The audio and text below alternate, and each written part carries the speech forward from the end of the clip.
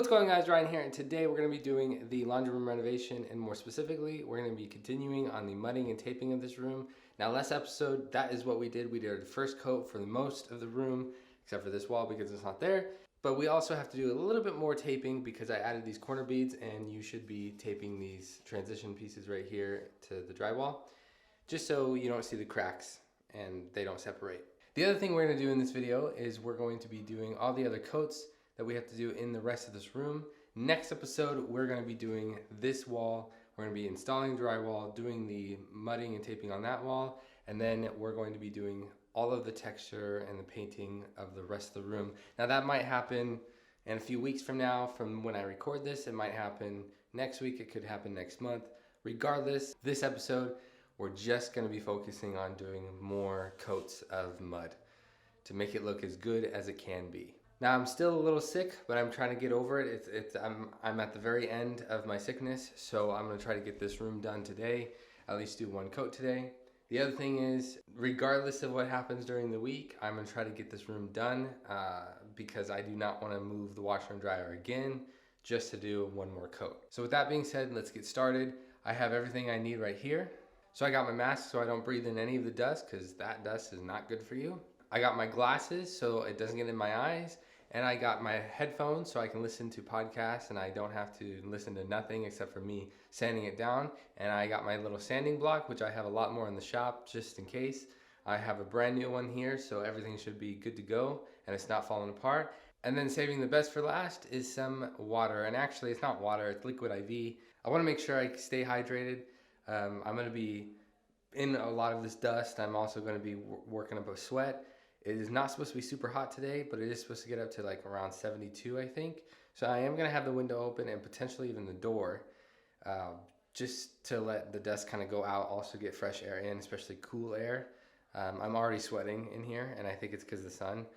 But with that being said, I will be doing a time-lapse video. It's going to be set up right here like it was last time, and I'm just going to get all of this done. I'm going to do all of the sanding first, and then I'm going to do some of the taping and mudding, and then I'm going to go around and do the rest of the mud, and that'll be that. All right, let's get started.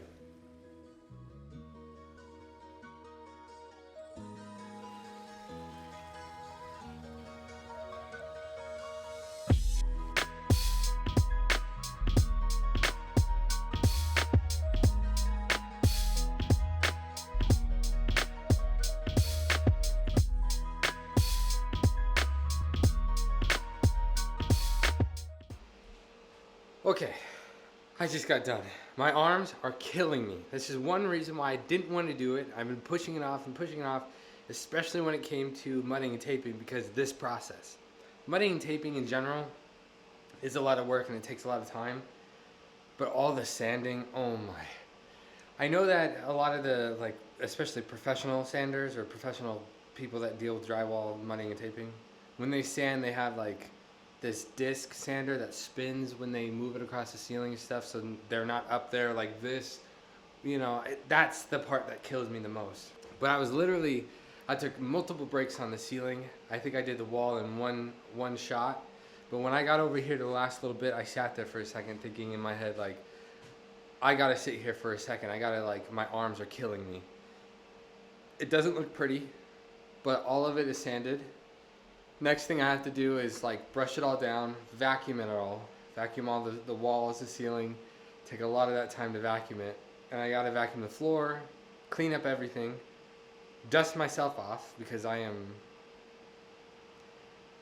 disgusting. And then I have to do the mudding and taping for all the corner beads, which there's just 3 of them.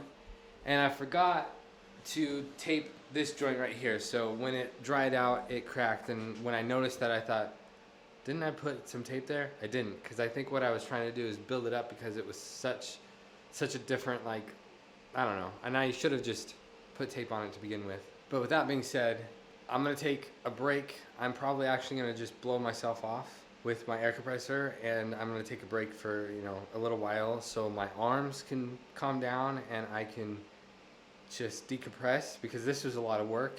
I think it took probably an hour and a half-ish, depending on, you know, how long my breaks were. I want to say about an hour and a half is an hour and 45 minutes with my breaks probably. But one of the things I did too is I sanded this down very lightly, just because there's a lot of the previous like popcorn ceiling and mud that's still there. I mean, there's a little bit in some areas, but it's not bad at all. I am gonna have to do probably 2 more coats, so I'll have to sand it at least 2 more times, if not more. So we'll go ahead and see about that. But with that being said, I'm gonna take a break.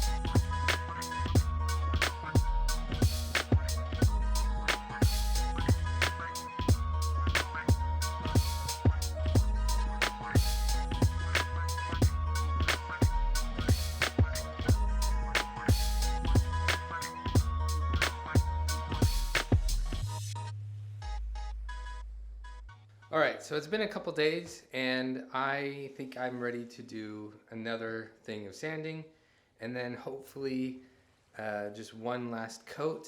I probably, when I do this coat, I don't think I'm going to do everything. I think I'm going to focus on a lot of the like major areas, the areas that might need more work. And I think a lot of it will have to be, 1, the corner beads, 2, any areas kind of like this line right here. Because it's still pretty noticeable. I do know that texture does hide a lot, especially if you're going to do really heavy texture. I'm not trying to make it perfect.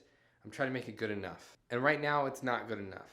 But I think after 1 more coat, it might be good enough. At least for most areas, and then I'll just do any of the others that need maybe a little bit more. I am going to get some more brand new sponges from out in the shop, but after that I don't have too many of these left. So the reason why I'm going to get new ones is because this one's actually pretty okay, but this one is starting to fall apart. I don't know. I just know that I do not want to do this, but I have to do it, and so I'm going to get it done. I'm not going to do another time lapse, also because last time lapse I left it on overnight, which you would have seen. But I also don't think I need to do another time lapse. I want to make sure that this video has like pretty much the finishing of this room, at least with the walls. So I'm going to try to cut it back down a little bit. But that being said, I guess the next clip will be me telling you or showing you what the finished walls look like. Okay, it is time to work on this wall. I went through the process in my head, spoke it out loud to myself to understand what I need to do. I'm going to disconnect the water lines, turn off the water, disconnect the water lines, take all of this, take it out, take the drywall off, put the new drywall in. But while I'm putting the new drywall in, I need to make sure I have some pipe sticking out from the inlet, you know, the cold out and the hot out. And then I'm going to put the drywall on.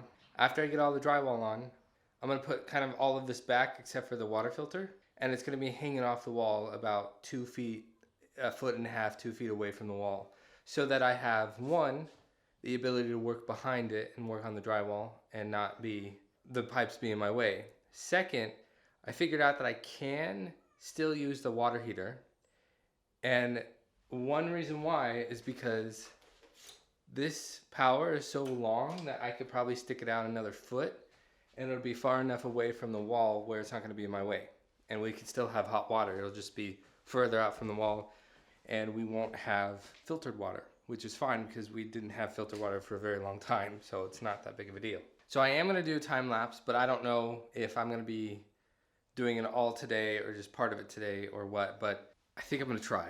Because in order to hook all the water back up, I needed the drywall on it. Because then what's the point? So we'll see.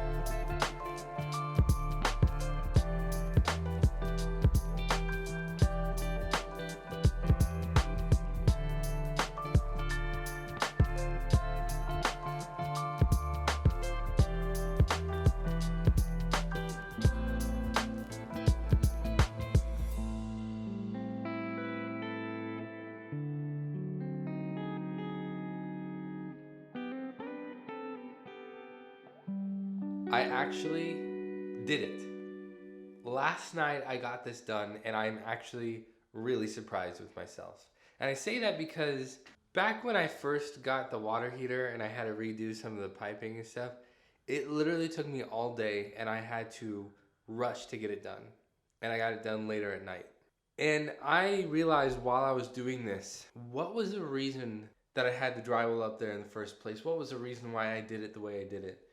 And I should have done it like this in the beginning. There were a couple reasons, and one of the reasons was just that I didn't have any time during that time when I did the water heater. When I did the water heater, I wanted to add the filter. I wanted to change the way that the supply lines ran up through the wall or whatever, because they weren't right. And so I had to move them around, and I just didn't have enough time to do it right. And this is one of the biggest things I have to say, is if something is worth doing, it's worth doing right. That's what I have to say about everything. And this is one of the examples of you should have done it right to begin with. Now on that note, because I have this wall put in, I can then do all the mudding and the taping, and then I can do all the priming, the texture, the prime, and the paint, and then that'll be that. Before I do that, I'm not going to do any more work in this video. I'm just going to kind of go through on the reason why this looks the way it does and why I did it the way I did. So first off, if all of this was set up the way it should be, and like with the filter and up close to the wall, it would be really difficult to do any of the texture or the paint with all of it on the wall. And one, we need water, and two, we need hot water. So this whole pipe right here is just sacrificial. This is just temporary, all of this right here. These, however, are going to stay there. That one is gonna stay there. They're not gonna be this long when I'm completely done, but because they're this long, I can get up here and get behind where the filter's gonna go. I can do all of the mudding and the texturing and the painting, and it'll just be like a clean wall. You won't be able to tell that something was in my way. And I had to put this piece of drywall here as like a leg because this weighs a lot and it dips down. And I think it puts too much stress right here and a couple other areas. And I don't want to add that stress there. So with all that being said, we're about 2 feet away from the wall, maybe 2.5 feet. And that gives me plenty of room to work behind it and get it done. This is also temporary. Obviously, this is kind of dangerous to have the wires here, but they're all covered, so they're not going to shock anybody. And I'm really going to be the only one doing it, and I know it. But everything works. Water heater's on, and so yeah, that's why I did it this way. I do have some other pieces of pipe here, and I don't know if I have actually enough of the blue. That's kind of why I did the red here, because I didn't really need to do any more red. So with that being said, this is now done. It's ready to be mudded and taped and then primed and then texture and then primed again and then painted. So with that being said, that'll be it for today's video. If you liked it, be sure to smack that button as hard as you can. If you haven't already, please subscribe to my YouTube channel and turn on post notifications. It'll help me a lot, and I'll see you guys all next time.